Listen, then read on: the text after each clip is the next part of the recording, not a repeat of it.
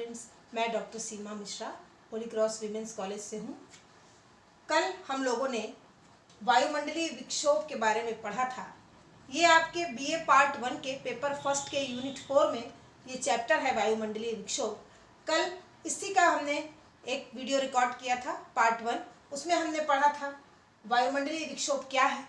वायुमंडलीय विक्षोभ के अंतर्गत चक्रवात पढ़ा था, चक्रवात की उत्पत्ति के सिद्धांत, उसके प्रकार के बारे में जानकारी हासिल की थी और उसके साथ साथ उनकी गति, उनकी स्पीड, उनके क्षेत्रों के बारे में बहुत सारी बातें हमने आपस में की थी। और आज हम पढ़ेंगे उष्णकटिबंधीय चक्रवातों के प्रकार के बारे में।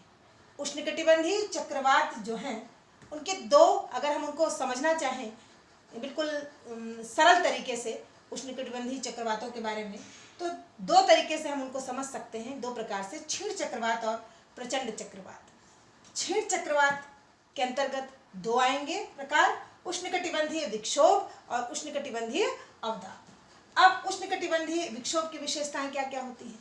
उष्णकटिबंधीय विक्षोभ की विशेषता यह होती है कि इस चक्रवात की गति जो होती है वो मंद होती है, इसकी स्पीड कम होती है लेकिन इसका विस्तार अधिक होता है। और एक या दो समद्वाब रेखाएं इसमें दिखाई आपको देंगे जब इसको चित्र के माध्यम से प्रदर्शित किया जाएगा। उसके बाद इसका विस्तार तो अधिक होता ही है, साथ ही कभी कभी एक जगह पर इस प्रकार की उष्णकटिबंधीय विक्षोभ की स्थिति, चक्रवाती स्थिति कई दिनों तक एक ही जगह पर देखी जा सकती है। उसके अलावा दूसरा प्रकार है इसका उष्णकटिबंधीय अवदाब। उष्णकटिबंधीय अवदाब में भी एक या एक से अधिक समदाब रेखाएं आपको दिखाई देंगी जब आप डायग्राम के माध्यम से इसको देखेंगे और समझेंगे। उसके बाद हम इसकी गति अगर जानना चाहें तो 40 से 50 किलोमीटर पर आवर प्रति घंटे की रफ्तार है इसकी। भारत में बंगाल की खाड़ी, ये देखिए आपको बंगाल की खाड़ी दिखाई देगा भारत में, ये है बंगाल की खाड़ी वाला एरिया। भारत में बंगाल की खाड़ी, उत्तरी ऑस्ट्रेलिया का उत्तरी भाग आपको दिखाई दे रहा होगा। उसके बाद दक्षिणी चीन, ये है चीन का दक्षिणी भाग आपको दिखाई देगा यहाँ पर, ये है दक्षिणी चीन आपको दिखाई दे रहा होगा। उसके साथ दक्षिणी जापान किन किन क्षेत्रों पर इसका विस्तार ज़्यादा दिखाई दे रहा है? भारत में बंगाल की खाड़ी, ऑस्ट्रेलिया का उत्तरी भाग, उसके बाद आपका दक्षिणी चीन वाला एरिया और दक्षिणी जापान वाला एरिया। ये अब हम आएंगे प्रचंड चक्रवात पर। प्रचंड चक्रवात में समझेंगे आज हम हरिकेन, टाइफून और टॉर्नेडो को। हरिकेन या टाइफून जो है उष्णकटिबंधीय चक्रवात का ही प्रकार है। इसको संयुक्त राज्य अमेरिका में हरिकेन के नाम से और चीन में टाइफून के नाम से जाना जाता है। इसकी विशेषता ये है कि इसमें अनेक समदाब रेखाएं आपको दिखाई देंगी और उष्णकटिबंधीय चक्रवात है ये। 120 किलोमीटर पर आवर, 120 किलोमीटर प्रति घंटा इसकी रफ्तार होती है और ये अपार जनधन की हानि करता है। बड़ा प्रचंड चक्रवात होता है ये। उसके बाद इसकी और विशेषता ये है कि इसमें बहुत तीव्र मूसलाधार बारिश होती है जब इस प्रकार का चक्रवात आता है तो। और इसका व्यास मैंने आपको पहले भी बताया था, आज भी बता रही हूँ कि व्यास किसी गोले के, ये जो पूरा कंप्लीट भाग होता है इसको हम व्यास बोलते हैं और केंद्र से लेकर आधी दूरी को हम त्रिज्या बोलते हैं। तो इसका व्यास जो होता है वो 150 किलोमीटर से लेकर 650 किलोमीटर तक का हो सकता है और इसके केंद्र में, सेंटर में 900 से 150 मिलीबार वायुदाब आपको दिखाई देता है। समदाब रेखाएं हम बार बार सुन रहे हैं, मैंने पहले भी बताया था आपको। समदाब रेखाओं का अर्थ होता है वे रेखाएं जो समान दाब वाले स्थानों को मिलाती हैं। और उसके साथ ही साथ और भी जो कोई नए शब्द आते हैं हमारे पास, मिलीबार क्या होता है? वायुदाब को मापने की इकाई, मेजरमेंट है इसका, मापा जाता है वायुदाब को और मिलीबार के थ्रू उसको व्यक्त किया जाता है। उसके बाद है टॉर्नेडो आमतौर पर संयुक्त राज्य अमेरिका में देखा जाता है। ये छोटा होता है आकार में किंतु बहुत ही विनाशकारी होता है और ये चूंकि ये चक्रवात है, चक्रवात का ही एक प्रकार है, इसलिए इसमें भी हवाएं परिधि से केंद्र की ओर अधिक वायुदाब से कम वायुदाब, अधिक वायुदाब से कम वायुदाब की ओर विस्तार होता है इनका। और 800 किलोमीटर प्रति घंटा की रफ्तार से टॉर्नेडो में हवाएं परिधि से केंद्र की ओर चला करती है। और इसकी उत्पत्ति वाताग्र से होती है। वाताग्र मैंने आपको समझाया था, एक बार फिर संक्षिप्त में दोहरा रही हूँ। जब दो विपरीत स्वभाव वाली वायु राशियाँ आपस में मिलती हैं तो जो ढलुआ सीमा का निर्माण होता है, ढाल वाली सीमा जो बनती है, उसे कहा जाता है वाताग्र। अब हम आ जाएंगे वितरण में इसके। तो इसमें पहला है चीन सागरीय क्षेत्र, उष्णकटिबंधीय चक्रवातों का वितरण हम पढ़ रहे हैं। चीन सागरीय क्षेत्र, मई से दिसंबर तक इस क्षेत्र में 20 से 30 बार भी चक्रवात आ जाते हैं। इसके अंतर्गत दक्षिणी चीन, यह है दक्षिणी चीन, आपको दिखाई दे रहा होगा दक्षिणी चीन। उसके बाद आपका वियतनाम, यह है वियतनाम, और जापान, इसके अंतर्गत ये क्षेत्र आते हैं। दक्षिणी चीन का क्षेत्र, वियतनाम का क्षेत्र और फिलीपींस वाला एरिया भी इसके अंतर्गत आता है। ये फिलीपींस आपको यहाँ पर दिखाई दे रहा है, फिलीपींस। अब उसके बाद आता है दक्षिणी प्रशांत महासागर का क्षेत्र। दक्षिणी प्रशांत महासागर के क्षेत्र में ऑस्ट्रेलिया के पूर्व में, ये ऑस्ट्रेलिया है, इसके पूर्व में छोटे छोटे द्वीप हैं, क्रिश्चियन और सोसाइटी द्वीप, यहाँ पर इसका विस्तार देखने को मिलता है। और इसके अलावा ऑस्ट्रेलिया में इस प्रकार के चक्रवात को विली विलीज के नाम से जाना जाता है। और इधर हवाई द्वीप के आसपास भी इस प्रकार के चक्रवात का विस्तार दिखाई देता है। उसके बाद अब हम आगे चलेंगे उत्तरी हिंद महासागर के क्षेत्र में। उत्तरी हिंद महासागर जो क्षेत्र है, हिंद महासागर ये आपको दिखाई दे रहा है।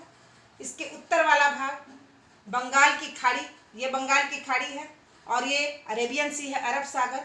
बंगाल की खाड़ी और अरब सागर में भी अप्रैल से दिसंबर के बीच में इस प्रकार के चक्रवातों का आगमन होता है। उसके बाद है दक्षिणी हिंद महासागर। दक्षिणी हिंद महासागर में मेडागास्कर, और मेडागास्कर के अलावा मॉरिशस आइलैंड जो द्वीप है, उसमें इस तरीके के चक्रवातों का विस्तार नवंबर से लेकर के अप्रैल तक इनका आगमन इन क्षेत्रों में होता है। उसके बाद है पश्चिमी मध्य प्रशांत महासागर। पश्चिमी मध्य प्रशांत महासागर में मध्य अमेरिका के पश्चिम तट पर, आप देख रहे होंगे पश्चिमी प्रशांत में बोल रही हूँ आपको महासागर। ये नीचे आपको दिखाई दे रहा है, लिखा हुआ दिखाई दे रहा है, पैसिफिक ओशन इंग्लिश में बोलते हैं हम प्रशांत महासागर को, ये पैसिफिक ओशन। अगर हम इसको ऐसे देखते हैं तो हमको दोनों तरफ के पैसिफिक ओशन दिखाई दे रहा है, इसलिए क्योंकि पृथ्वी गोल है और हम इसको चौरस रूप में यहाँ पर देख रहे हैं। तो पैसिफिक ओशन जो है, प्रशांत महासागर जो है, उसमें ये जो मध्य अमेरिका वाला क्षेत्र है, उसके पश्चिमी भाग में, यानी कि आपको ये ग्वाटेमाला, कोस्टारिका, पनामा, इन क्षेत्रों में इस प्रकार के चक्रवात का विस्तार दिखाई देता है। अब हम आगे बढ़ते हैं इसमें, और अब हम देखेंगे, हमने देख लिया उष्णकटिबंधीय चक्रवातों के प्रकार और उसके वितरण को। अब बारी आती है दूसरे वायुमंडलीय विक्षोभ के बारे में जानने की, जिसको हम प्रति चक्रवात के नाम से जानते हैं, जिसको हम इंग्लिश में बोलते हैं एंटी साइक्लोन। नाम ही है एंटी साइक्लोन, प्रति चक्रवात। जाहिर है, नाम से ही स्पष्ट है कि यह चक्रवात की उल्टी स्थिति है। चक्रवात में केंद्र में न्यून वायुदाब और परिधि में अधिक वायुदाब होता था, इसमें केंद्र में अधिक वायुदाब और परिधि में न्यून वायुदाब होता है, तो हवाओं के चलने की दिशा भी अलग हो जाती है। हवाएं केंद्र से परिधि की ओर चलती हैं, क्योंकि हवा हमेशा अधिक वायुदाब से कम वायुदाब की तरफ चलती है। अब इसमें इसका आकार भी गोल वृत्ताकार या कभी कभी वी आकार का होता है, और 10 से 35 मिलीबार का अंतर केंद्र और परिधि में 10 से 35 मिलीबार का अंतर होता है, और दाब प्रवणता कम होती है। अब एक नया शब्द आया, दाब प्रवणता कम होती है, हम बोल रहे हैं प्रति चक्रवात में। तो दाब प्रवणता आखिर है क्या? दाब प्रवणता का अर्थ है, यदि दो समान ऊंचाई वाले स्थान हैं, ए और बी, यदि दो समान ऊंचाई वाले स्थान हैं और समान ऊंचाई वाले स्थानों में वायु दाब में परिवर्तन की दर, दो स्थानों में जिनकी ऊंचाई समान है, वायु दाब में परिवर्तन की दर क्या है? वो होता है वायु दाब प्रवणता।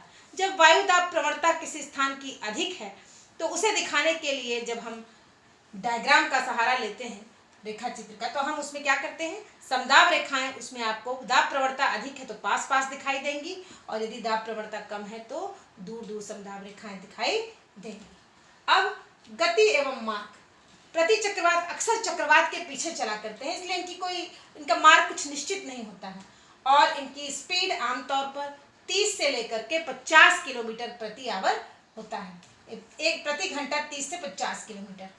उत्तरी गोलार्ध फिर याद दिला दूं, भूमध्य रेखा से उत्तर का भाग, दक्षिणी गोलार्ध भूमध्य रेखा से दक्षिण का भाग। उत्तरी गोलार्ध में ये दक्षिणावर्त और दक्षिणी गोलार्ध में ये वामावर्त।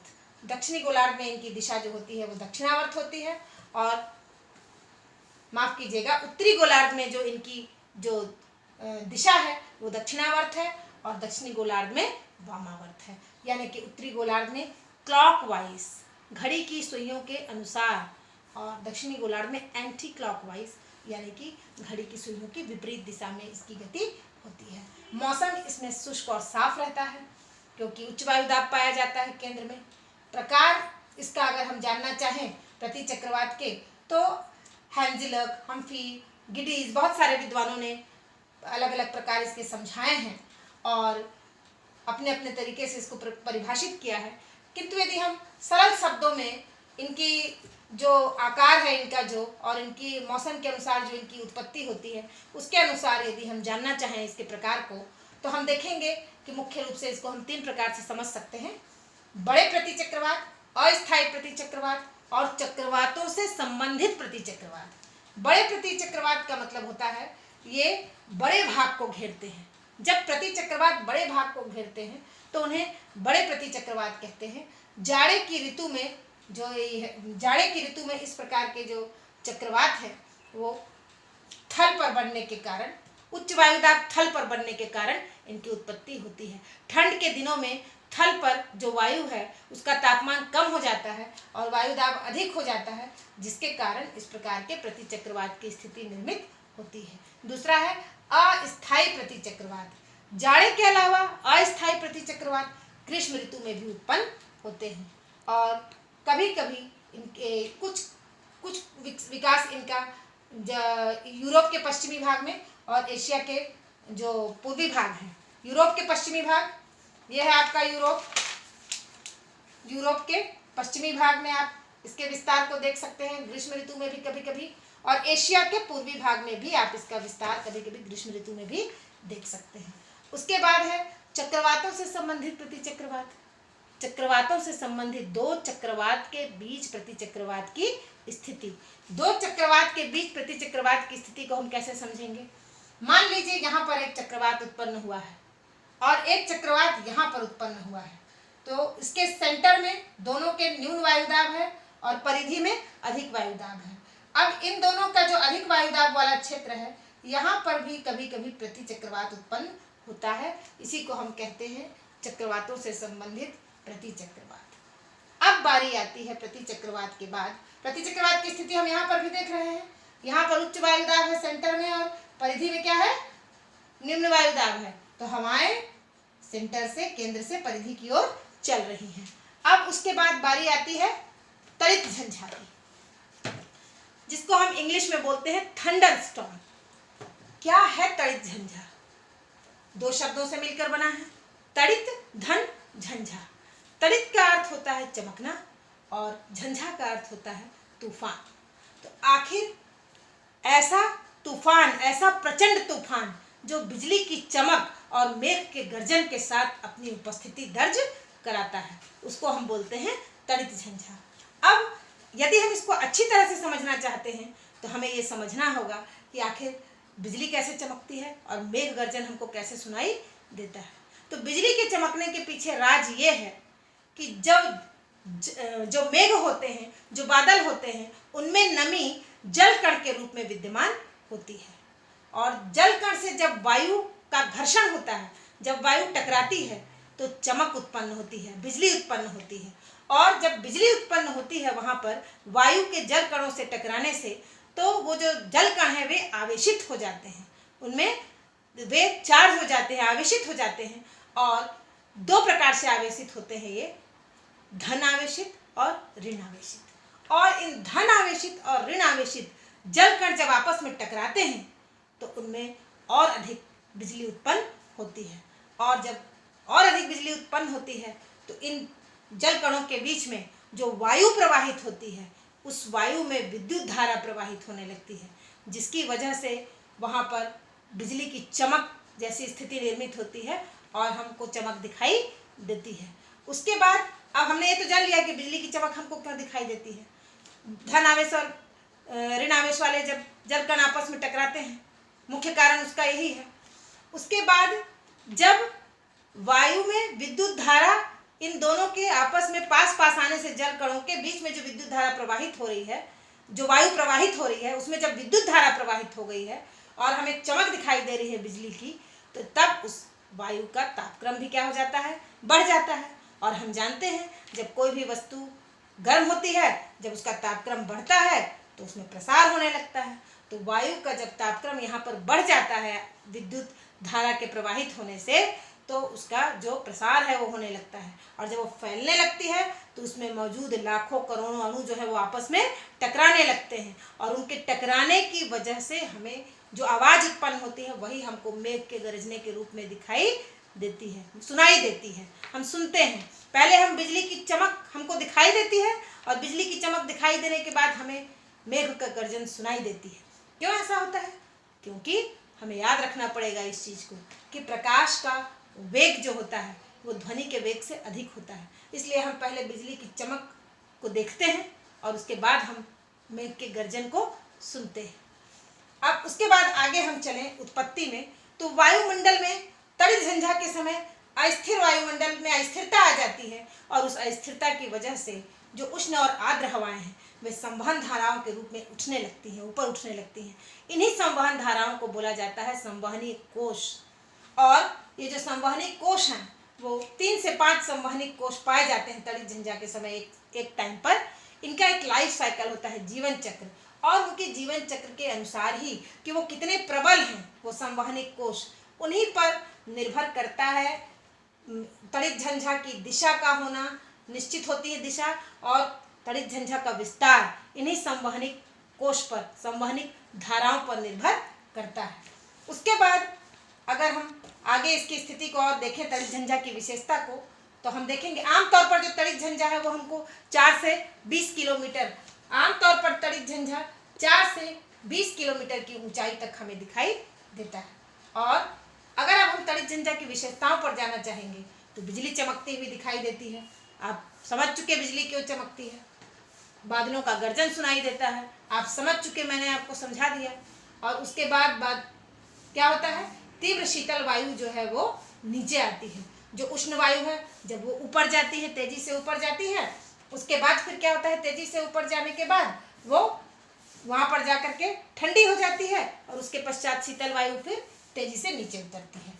वर्षा थोड़े समय के लिए घनघोर वर्षा होती है जब तड़ित झंझा की स्थिति बनती है तो, और जब ऊपर जब संघनन की प्रक्रिया होती है जिसके परिणाम स्वरूप वर्षा होती है, जब जो तापमान है वो हिमांक से नीचे चला जाता है तो वर्षा फिर ओलावृष्टि भी हो जाती है कभी कभी। ये सब विशेषताएं हैं तड़ित झंझा की। अब हम जानेंगे कि तड़ित झंझा के विकास की अवस्थाएं कौन कौन सी हैं। तड़ित झंझा के विकास की पहली अवस्था है, प्रारंभिक अवस्था जो है तड़ित झंझा के विकास की, उसकी क्या है विशेषता, इसमें आरोही वायु तरंगों का विस्तार जो होता है वो मेघ के शीर्ष तक, आरोही मतलब जो हवा ऊपर जा रही है, आप देख रहे हैं यहाँ पर हवा ऊपर जा रही है, तो आरोही हवा जो है उसका विस्तार मेघ के बादल के शीर्ष तक होता है। तो ये अधिक ताप व जल ग्रहण कर लेती है। किस कारण अधिक जल और ताप ग्रहण करती है? क्योंकि इसका विस्तार मेघ के शीर्ष तक होता है। उसके बाद दूसरी अवस्था है प्रौढ़ावस्था। प्रौढ़ावस्था क्या है? दूसरी अवस्था प्रौढ़ावस्था में क्या होता है, आरोही और अवरोही दोनों तरंगे जो हैं वो एक साथ मिल जाती हैं, और उन दोनों के एक साथ मिलकर फिर नीचे आ जाने से मूसलाधार बारिश होती है। क्यों मूसलाधार बारिश होती है? क्योंकि आरोही हवा गर्म होती है, और जब वो अवरोही हवा ठंडी, जब आरोही ऊपर जाकर के ठंडी होकर अवरोही में परिवर्तित होती है और अवरोही वायु में परिवर्तित होकर नीचे आती है, तो फिर वो जलवाष्प जो है वो सब पानी की बूंदों में परिवर्तित हो जाता है, और फिर उसके बाद बारिश होती है। उसके बाद है इसकी अंतिम अवस्था विघटन की अवस्था। विघटन का अर्थ ही है समाप्त होना। तो इसकी अंतिम अवस्था में जो अवरोही हवाएं हैं, जो नीचे उतरने वाली ठंडी हवाएं हैं, वो क्षीण होने लगती हैं, कमज़ोर होने लगती हैं, और फिर अंततः इसका बिल्कुल कमजोर स्वरूप सामने आता है और धीरे धीरे फिर ये स्थिति तड़ित झंझा वाली स्थिति समाप्त हो जाती है। अब अंतिम में हम जानेंगे तड़ित झंझा के प्रकार। मुख्य प्रकार 4 हैं। सौर तापीय तड़ित झंझा। सौर तापीय तड़ित झंझा में फिर वही कि दिन में जब ताप अधिक हो जाता है, सूर्य का ताप मिलते मिलते वायु गर्म हो जाती है तो संवहनिक धाराओं के रूप में ऊपर उठ जाती है और ऊपर उठकर जाती है वो और ठंडी हवा से मिलती है और उसके बाद फिर तड़ित झंझा की स्थिति निर्मित होती है। रात्रि का विकिरण, रात्रि विकिरण तड़ित झंझा।